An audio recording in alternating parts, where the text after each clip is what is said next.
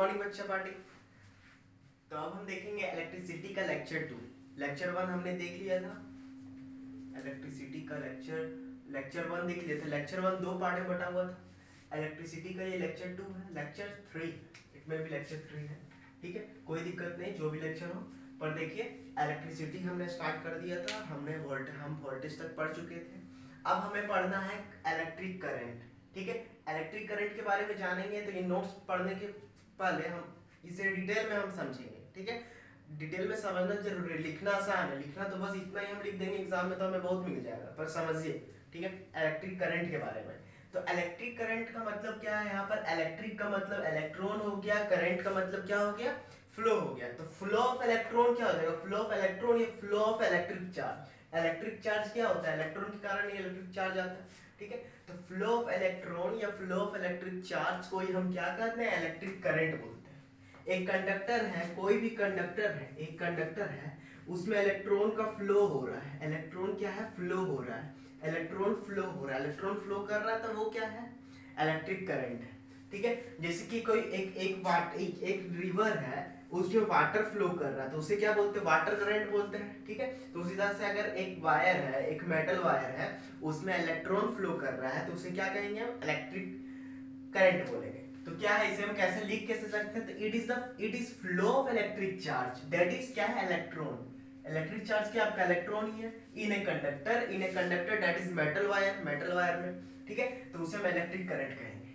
अब आगे क्या लिखा हुआ है हमारा, potential difference between the ends, या बिटवीन टू एंड्स, या बिटवीन द एंड्स लिख सकते हैं, between two ends makes the electric charge to flow in the wire। ये बहुत इंपॉर्टेंट है, इसे हमें ध्यान से देखना है, ठीक है। क्या है, potential difference between two and. पहले इसके पहले मैं आपको और कुछ समझाना चाहूंगा, ये समझिए पहले। हायर पोटेंशियल, पहले हम देख ले, charges flow from the higher potential to lower potential.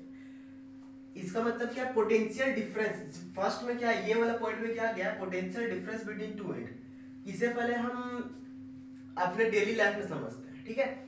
अगर कोई ऐसे करके ढलाव है, ठीक है, ढलाव है, अगर हम बॉल को यहां से हम छोड़ते हैं, ठीक है, बॉल को यहां से छोड़ दे तो वो क्या होगा, धीरे धीरे धीरे धीरे नीचे चल जाएगा, रोल करते करते नीचे चल जाएगा।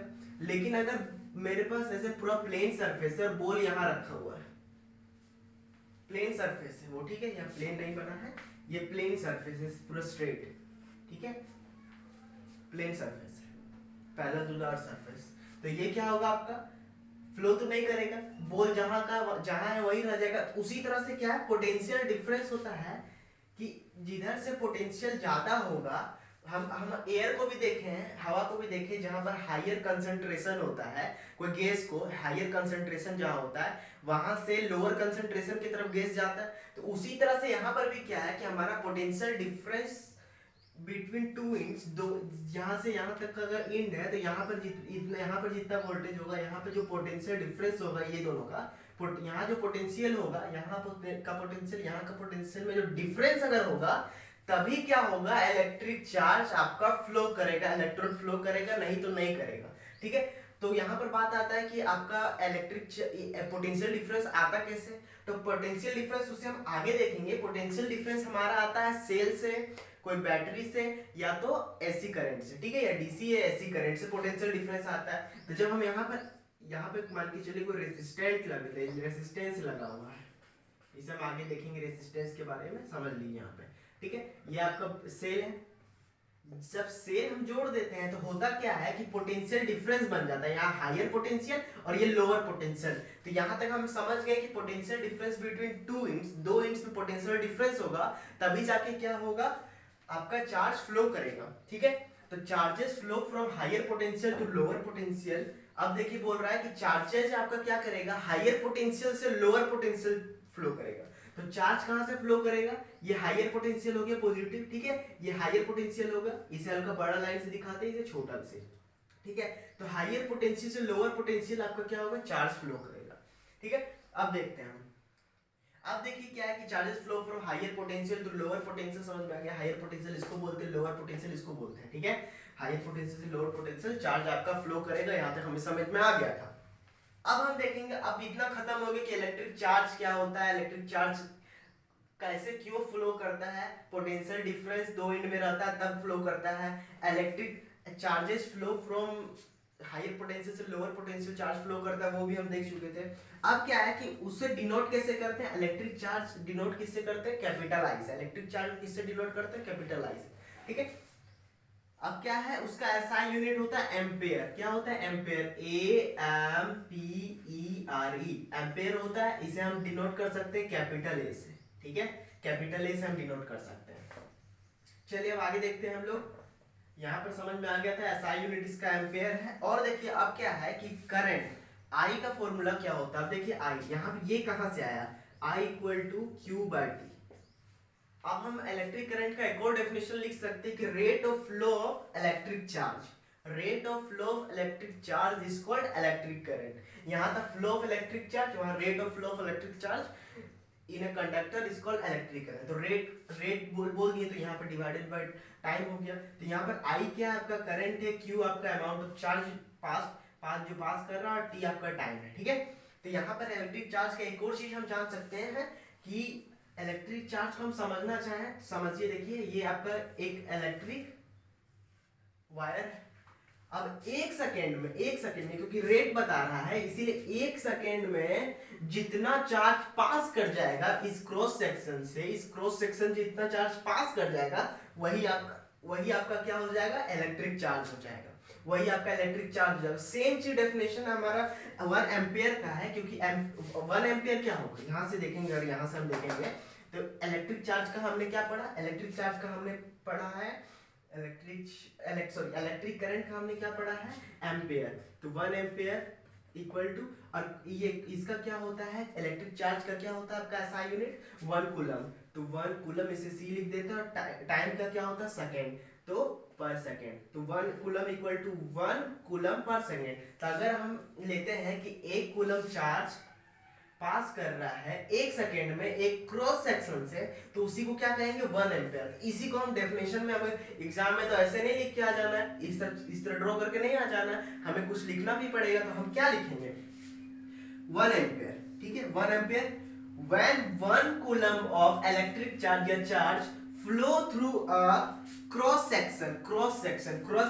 सेक्शन हम इसे बोलते हैं, ये इसे क्रॉस सेक्शन बोलते हैं। ये आपका मार्कर है, ये आपका मार्कर है, ये मार्कर है, तो ये आपका क्रॉस सेक्शन हो गया, ठीक है, क्रॉस सेक्शन हो गया। तो इस क्रॉस सेक्शन से आपका जो इलेक्ट्रिक चार्ज है मेटल से 1 सेकेंड में जितना इलेक्ट्रिक चार्ज, जितना अमाउंट ऑफ इलेक्ट्रिक चार्ज पास करता है उसी को क्या बोलेंगे हम, उसी को क्या बोलेंगे हम आपका इलेक्ट्रिक 1 एम्पेयर बोलेंगे, 1 एम्पेयर इलेक्ट्रिक करंट, ठीक है। तो यहाँ पर आपको सब समझ में आ गया। अगर आपको नहीं समझ में आ रहा तो आप वीडियो को रिपीट करें, देखें, जहां नहीं समझ में आ रहा आप 2 बार सुनेंगे, आपको समझ में आ जाएगा।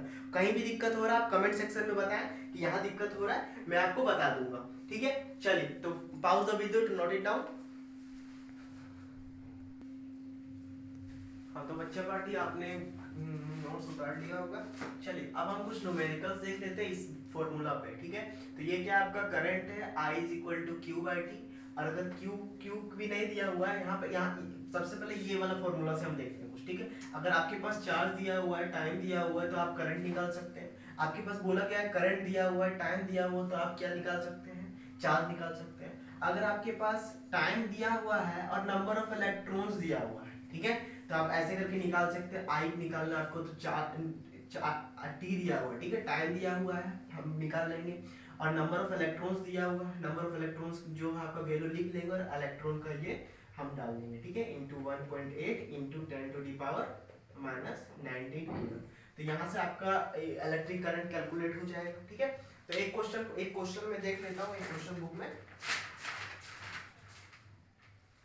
दिया हुआ है कि एक इलेक्ट्रिक बल्ब है जिसका करंट क्या है 0.1 एम्पीयर। हम लिख लेते हैं 0.25 एम्पीयर, 0.25 एम्पीयर 20 मिनट में, 20 मिनट। आपको ये भी ये चीज याद रखना है, ठीक है, ये चीज आपको ध्यान में रखना है कि आपको सब चीज एसआई यूनिट में लेना है, एसआई, ठीक है। चलिए देखते हैं, ये है आपका,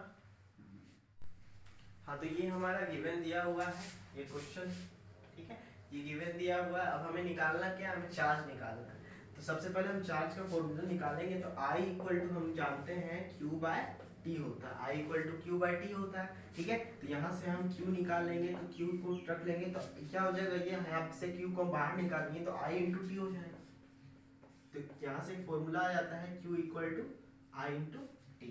ठीक है, अब हम यहाँ पे हम अपना वैल्यू पुट कर देंगे, क्या है आपके पास, क्यू इक्वल टू 0.25 इंटू कितना है यहाँ पे 1200, ये 12 टाइम 1200 हो जाएगा, 1200 सेकेंड। ठीक है, तब इसे हम मल्टीप्लाई करेंगे तो क्या आ जाएगा आपके पास, 25 इंटू 12 करना पड़ेगा, 25 इंटू 12 50, और यहाँ क्या हो जाएगा 25, तो यहाँ पर क्या हो जाएगा हमारे पास 300 कूलम यहाँ पर आ गया मेरा। ठीक है, तो यहाँ तक आपको समझ में आ गया होगा। तो यहाँ पर हमने एक न्यूमेरिकल देख लिया, इसी तरह से आपका सारा न्यूमेरिकल्स होगा, इसमें कोई दिक्कत नहीं है। ठीक है, आप न्यूमेरिकल बनाते रहे, न्यूमेरिकल बनाने से आपका सारा कॉन्सेप्ट क्लियर हो जाएगा। यहाँ पर इस तरह का क्वेश्चन आएगा, इलेक्ट्रॉन नंबर ऑफ इलेक्ट्रॉन दिया होगा तो आप यहाँ पर बना सकते हैं, इजीली बना सकते हैं। उसके बाद हम देखेंगे इलेक्ट्रिक करंट को मापा किससे जाता है, इलेक्ट्रिक करंट को किससे मापते हैं, तो हम एमीटर से मापते हैं, वो भी हमने देख लिया। ठीक है, मैंने आपको भी बता दिया। अब हम कुछ देखेंगे, इलेक्ट्रिक करंट को किससे मापते हैं, एमीटर से मापते हैं। ठीक है, तो आज का क्लास यहीं तक इलेक्ट्रिसिटी में। अब हम कुछ आगे देखेंगे इलेक्ट्रिक सर्किट्स के बारे में, इलेक्ट्रिक सर्किट्स के बारे में। इलेक्ट्रिक सर्किट आपका क्या है, इलेक्ट्रिक सर्किट मैं कल बताऊंगा आपको। तब तक के लिए धन्यवाद। और हाँ, वीडियो को अपने क्लासमेट्स के साथ शेयर करें, आप 10th में आपके क्लासमेट्स भी पढ़ेंगे अच्छे से।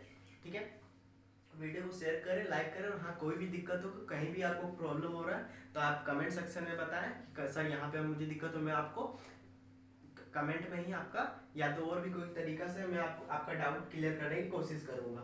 ठीक है, तो इलेक्ट्रिक करंट में तो हमें अभी तक यही पढ़ना था, यही तक पढ़ना था। उसके बाद हम देखेंगे कंटिन्यूअस फ्लो कैसे होता है, सेल से होता है, मैंने आपको बता दिया, वो हम आगे देखेंगे। उसके बाद हम डायरेक्शन ऑफ इलेक्ट्रिक करंट, बहुत अच्छा टॉपिक है, इसमें कंफ्यूजन होता है कि इलेक्ट्रिक करंट का डायरेक्शन किधर है, वो हम देखेंगे। उसके बाद कल हमारा टॉपिक सर्किट डायग्राम तक रहेगा, उसके बाद फिर हम ओम्स लॉ पढ़ेंगे आगे। तब तक के लिए धन्यवाद। और हाँ।